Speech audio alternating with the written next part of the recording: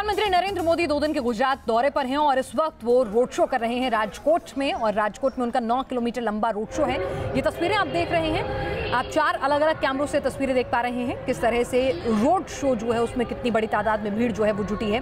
कहीं पर गरबा खेला जा रहा है, डांडिया हो रहा है, लोग जो हैं पूरे हर्षोल्लास के साथ अपने प्रधानमंत्री के लिए, अपने नेता के लिए यहाँ पर जुटे हैं उनकी एक झलक पाने के लिए। और प्रधानमंत्री नरेंद्र मोदी ने भी अपने पूरे व्यस्त कार्यक्रम के साथ साथ इस रोड शो के लिए समय निकाला है। विपक्ष इसको कह रहा है कि ये एक प्रचार प्रसार का पूरा तरीका है उनका। हालांकि मैं आपको पहले आगे बढ़ूं, ये रूट जो है इस पूरे 9 किलोमीटर लंबे रोड शो का वो समझा दूं।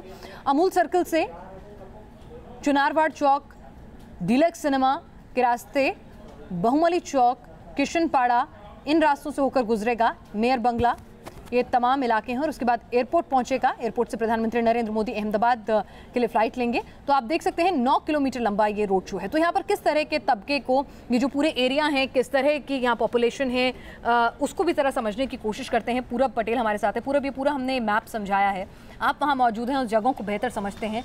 अगर हम उसके सोशल इंटीग्रेशन को समझने की कोशिश करें तो वहाँ पर किस तरह की पॉपुलेशन रहती है जिसको टारगेट में रखकर मोदी जी ने अपने इस रोड शो का पूरा रास्ता तय किया होगा?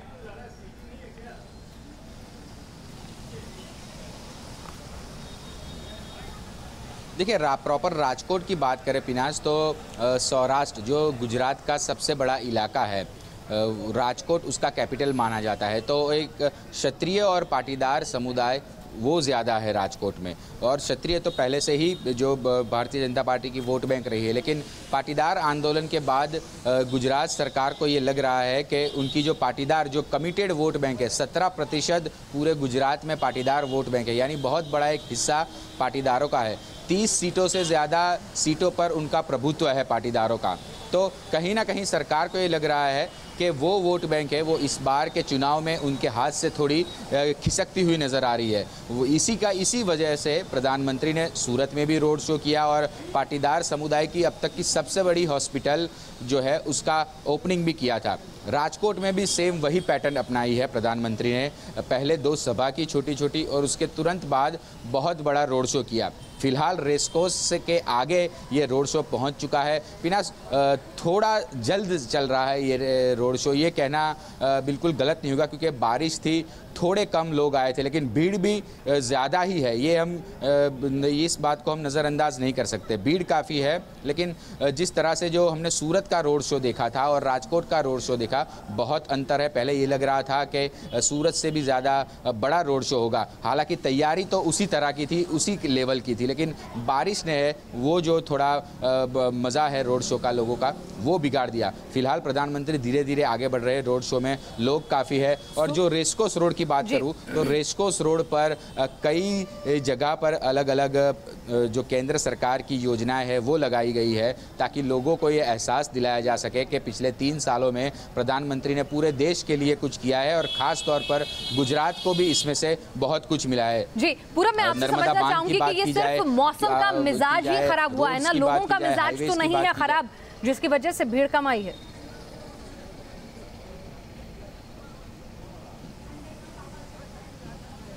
देखिए पिनाज, एक आदमी भी अभी तक नहीं नज़र आया कि जिनको परेशानी हुई हो और वो बोला हो कि मुझे परेशानी हुई है इस रोड शो के ज़रिए। क्योंकि मैं आपको बताना चाहूँगा कि प्रधानमंत्री ने अपना पहला चुनाव राजकोट से ही लड़ा था, तो एक अलग लगाव है राजकोट की जनता के बीच में। वो आए थे जब 2001 की बात करूँ तब प्रधानमंत्री यहाँ पर आए थे। उसके बाद कई बार गुजरात के मुख्यमंत्री के तौर पर तो आए ही है, लेकिन प्रधानमंत्री बनने के बाद नरेंद्र मोदी पहली बार राजकोट आए हैं। और सौराष्ट्र मैंने बताया कि बहुत बड़ा इलाका है गुजरात का, तो कहीं ना कहीं जो जनता है वो पहले से ही उनके साथ है। हालांकि जो आंदोलन को लेकर, पाटीदार आंदोलन और दलित आंदोलन दोनों को लेकर थोड़ी वोट बैंक खिसकती हुई नजर आ रही थी, लेकिन प्रधानमंत्री उसको अपनी ओर खींचने की कोशिश कर रहे हैं। आज सुबह भी पिनाज उन्होंने साफ साफ कहा कि गाय के नाम पर इंसान को मारने वाली राजनीति ना ही गांधी जी करते थे, ना ही विनोबा भावे करते थे।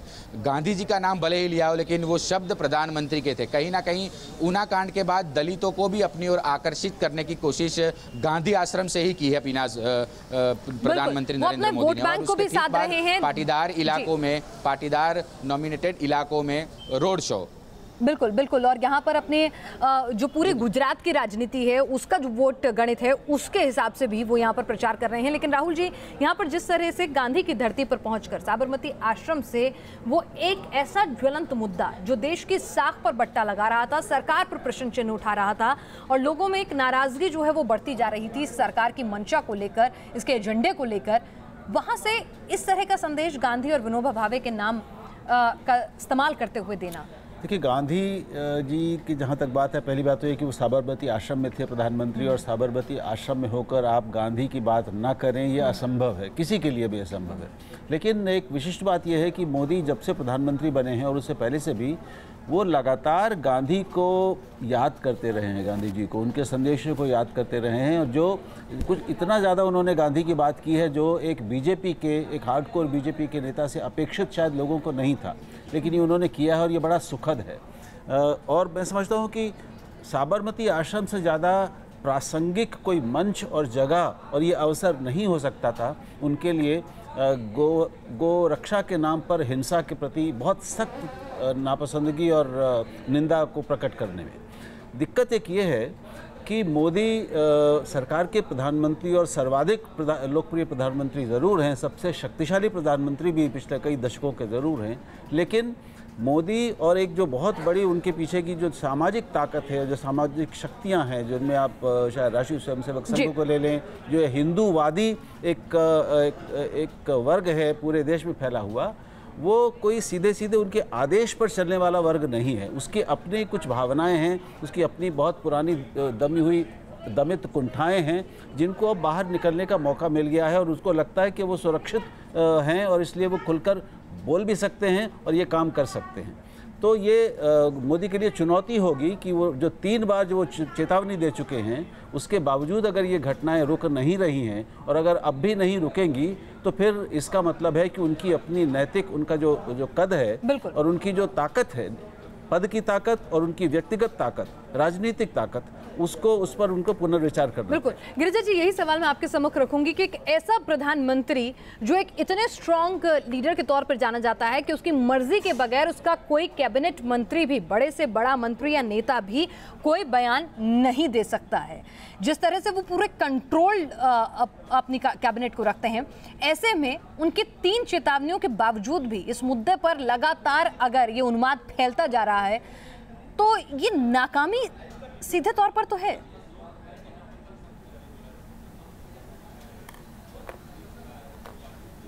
इसको नाकामी के रूप में नहीं दिखता। दरअसल ये एक दुर्भिसंधि है। जो भी बीजेपी के प्रधानमंत्री होते हैं, चाहे अटल बिहारी वाजपेयी जी हों, चाहे नरेंद्र मोदी जी हों, उनको दोहरी भूमिका में रहना होता है। एक तरफ वो देश के प्रधानमंत्री भी होते हैं और एक तरफ वो संघ के प्रचारक भी होते हैं, और इस दोहरी भूमिका में एक संतुलन बना के चलना ये बहुत मुश्किल काम होता है।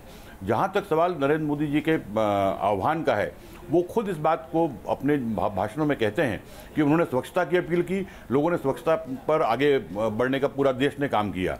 उन्होंने गैस सब्सिडी छोड़ने की बात की, उनके आह्वान को करोड़ों लोगों ने मान लिया। तो जाहिर है कि लोग जो हैं, जो देश के लोग हैं, वो उनके आह्वान के साथ हैं, लेकिन उनकी ही अपनी पार्टी या जो उनका जो परिवार है वो उनके साथ कितना है ये देखना होगा। दूसरी बात ये है कि प्रधानमंत्री के रूप में उनके पास ऐसे कृत्यों की निंदा करने के अलावा कोई विकल्प नहीं है। एक राजधर्म का निभाना उनके लिए बहुत जरूरी है। जहां तक गांधी जी का सवाल है, तो नरेंद्र मोदी इस बात को बहुत बेहतर जानते हैं कि गांधी जैसा आइकॉन भारतीय राजनीति में किसी भी राजनीतिक दल को, किसी भी राजनेता को सफलता के आगे बढ़ाने में, जनता से कनेक्ट करने में गांधी से बड़ा कोई आइकॉन नहीं है। कांग्रेस यदि गांधी को लेकर ही केवल आगे बढ़ती तो शायद ये मौका नरेंद्र मोदी को नहीं मिलता, लेकिन ये मौका मिला और उन्होंने बेहतर उपयोग किया। और आज जो बेहतर उपयोग की बात कर रहा हूं, देखिए उसको यहाँ भी समझिए कि उनको अपना कार्यक्रम खत्म करके एयरपोर्ट जाना था। वो चाहते तो सीधा गाड़ी उठाकर एयरपोर्ट आ जाते, लेकिन उसको उन्होंने रोड शो में तब्दील कर दिया। रोड शो में तब्दील करने के साथ साथ जो गांधी का मंच उनको मिला, उस अहिंसा को उठाकर गांधी के प्रति उनका अपना जो आदर भाव है वो दिखाते हुए उन्होंने गोरक्षक को उसमें जोड़ दिया। फिर दूसरी बात आप देखेंगे कि पूरे उसमें जो पूरी प्रदर्शनी या जो भी प्रचार का जो ताना बाना बुना गया है वो राज्य सरकार की उपलब्धियों पर नहीं है, वो केंद्र सरकार की उपलब्धियों पर है। तो जाहिर है कि जो नरेंद्र मोदी की या बीजेपी की जो राज्यों में सफलता है वो बहुत कुछ राज्यों के कामकाज पर नहीं बल्कि केंद्र सरकार के कामकाज पर है। मैं इसी सवाल को आलोक जी के पास ले जाना चाहती हूं। आलोक जी, किसी पार्टी में जो स्ट्रॉन्ग लीडरशिप होती है तब यही होता है। जी गिरिजा जी ने यही बात, आप अगर इसको समझें आलोक जी, कि यहाँ पर सीधे सीधे तौर पर जो बात हमने शुरुआत में कही थी कि एक शख्स जो प्रधानमंत्री की कुर्सी पर बैठकर एक अचीवमेंट हासिल कर चुका है, एक पार्टी जो बहुत बेहतर प्रदर्शन कर रही है, उसके बावजूद भी उसमें एक जीत की लालसा और बेहतर करने की लालसा ऐसी है कि वो अपने कंफर्ट को छोड़कर, किस तरह से वो सीधे गाड़ी में बैठ के जा सकते थे, जो बात गिरिजा जी ने कही, लेकिन फिर भी वो रोड शो कर रहे हैं, लगातार जुटे हुए हैं। प्रचार मंत्री आप भले ही कह रहे हो, लेकिन वो अपनी पार्टी के लिए पूरी मेहनत कर रहे हैं। देखिए, राहुल जी यहाँ नहीं है, आप लोगों का जो पोल मैनेजमेंट है वो कहाँ है? अब चुनाव दस्तक दे रहे हैं ना गुजरात में, आपके पास जैसे आंकड़े आप गिना रहे हैं, अगर वो वाकई में सच हैं आपके आंकड़े, तो फिर क्यों नहीं जमीन पर जाकर उनको लोगों के बीच कनेक्ट स्थापित करते हैं? देखिए, बिल्कुल कनेक्ट स्थापित भी किया गया है पहले भी, और इतना विरोध होने के बावजूद, जिस तरह से शख्सियत को प्रचारित किया गया उसके बावजूद वहां पर हमारे 60 से ज्यादा एमएलए हैं।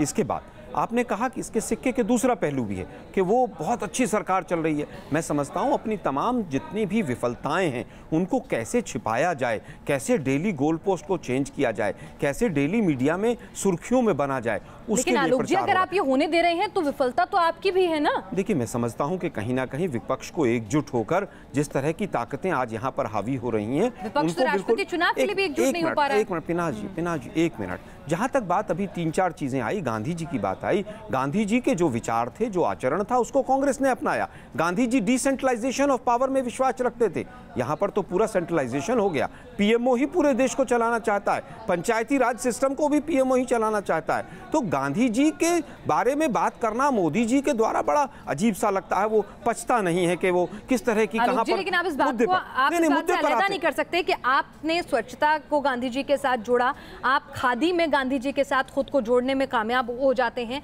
आपके साथ गांधी जी इतने सालों से जुड़े रहे, परिवार में नाम भी गांधी है, मैं समझता हूं, लेकिन उसके बावजूद भी एक पीपल टू पीपल कनेक्ट और गांधी जी को इतना डे टू डे एक्टिविटी में अगर जोड़ने में ये सरकार, ये शख्स कामयाब हो रहा है, तो आपको खुद को भी इंट्रोस्पेक्ट करना होगा। देखिए, मैं समझता हूं गांधी जी के नाम का राजनीति में उपयोग करना एक अलग चीज है, गांधी जी के आचरण को राजनीति में अपनाना एक विषय है, और उसी के कारण आज तक हम सत्ता में रहे हैं कि हमारा आचरण उस दिशा में था। मोदी जी पहली बार आए हैं, गांधी जी के कितने कर्तव्यों को पूरा किया जाएगा? आप कह रहे हैं कि गांधी जी के आचरण पर मोदी जी चल रहे हैं। स्वदेशी जागरण मंच से जाकर पूछिए जरा, बीजेपी का एक आरएसएस का विंग है वो, कि मोदी जी झोली फैलाकर एफडीआई मांग रहे हैं। स्वदेशी कोई रोजगार अगर वहां पर खड़ा हुआ हो तो बताइए। स्वदेशी रोजगारों के ऊपर नोटबंदी, जीएसटी बहुत सारे हैं मोदी सरकार के, बिल्कुल पूरी तरह से कुठाराघात किया है, होने चाहिए, लेकिन स्वदेशी उद्योग को तबाह कर दिया है। होने वाले तमाम राज्य चुनावों में भी आपका प्रदर्शन अच्छा नहीं रहा है, तो कहीं ना कहीं मुद्दे होने के बावजूद भी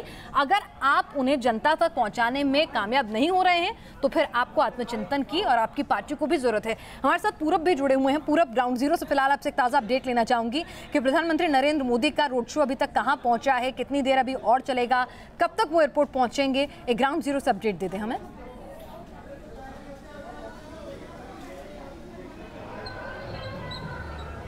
बिल्कुल पिनाज, अभी थोड़ी ही देर में रेसकोर्स रोड पहुंचेगा, जहां पर भव्य स्वागत की तैयारियां है। रेसकोर्स रोड से सीधा प्रधानमंत्री का रोड शो जो है वो एयरपोर्ट जाएगा। हालांकि बताया जा रहा है कि टाइमिंग के मुताबिक करीब 8:15 के आसपास रोड शो ख़त्म हो जाना चाहिए था, लेकिन अभी भी चल रहा है रोड शो, तो अभी कुछ वक्त और है, क्योंकि जो रेसकोर्स का इलाका है वहाँ पर काफ़ी तैयारी है। प्रधानमंत्री को देखने के लिए काफ़ी भीड़ यहाँ पर मौजूद है, तो अभी कुछ और वक्त लगेगा प्रधानमंत्री के रोड शो को समाप्त होने में। प्रधानमंत्री मोदी 2 दिन के गुजरात दौरे पर हैं और मिशन गुजरात के तौर पर इसे देखा जा रहा है कि वो पाटीदारों को लुभाने के लिए राजकोट में रोड शो कर रहे हैं। रोड शो उनका कहां तक पहुंचा है, इस पर और ज्यादा अपडेट के साथ मेरे सहयोगी पूरब पटेल जुड़ गए हैं। पूरब,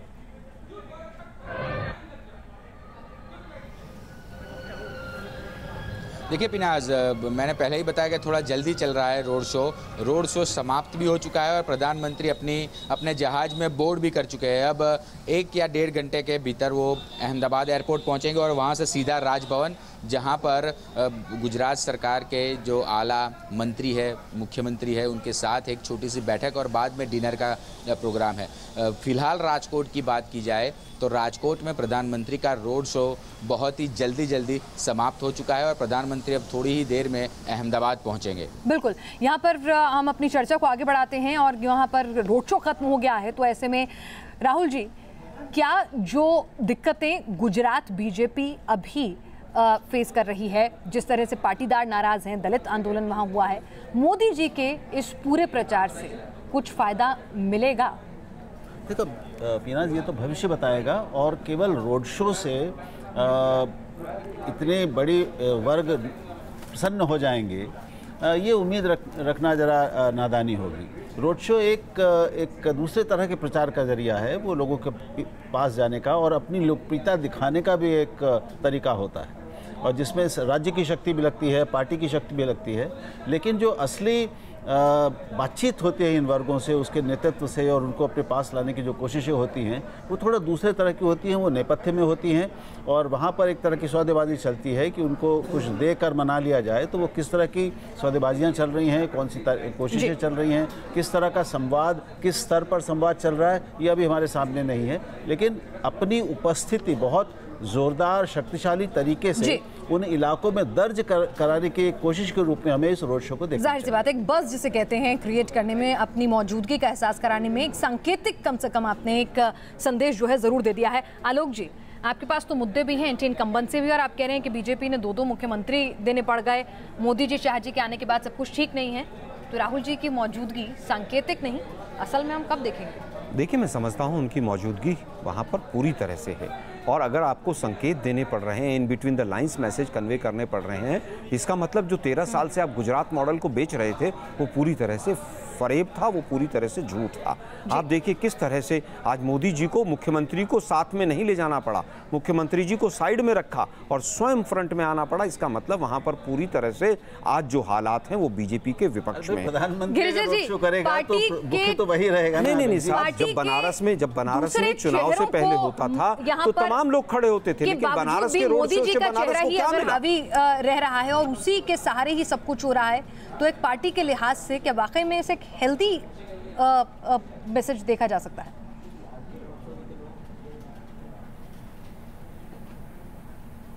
इसको हेल्दी अनहेल्दी नहीं, ये नेचुरल है।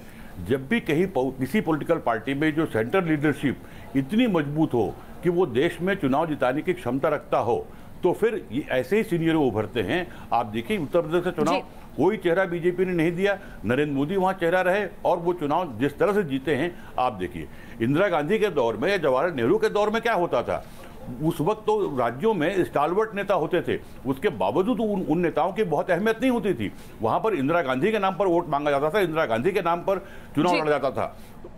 जी चलिए, तो जहां पर इतना बड़ा चेहरा जो है और इतना बड़ा मास लीडर मौजूद है, तो जाहिर सी बात है कि पार्टी भी उसी पर दाव खेलना पसंद करेगी। और यहां पर प्रधानमंत्री नरेंद्र मोदी भी अपनी पूरी ताकत जो है, प्रधानमंत्री के साथ साथ बीजेपी के संघ के कार्यकर्ता के तौर पर भी पूरी ताकत झोंक रहे हैं अपनी पार्टी की स्थिति मजबूत करने के लिए आगामी विधानसभा चुनाव को देखते हुए। आप सभी इस चर्चा में शामिल हुए, आपका बहुत बहुत शुक्रिया। इस खास पेशकश में इतना ही।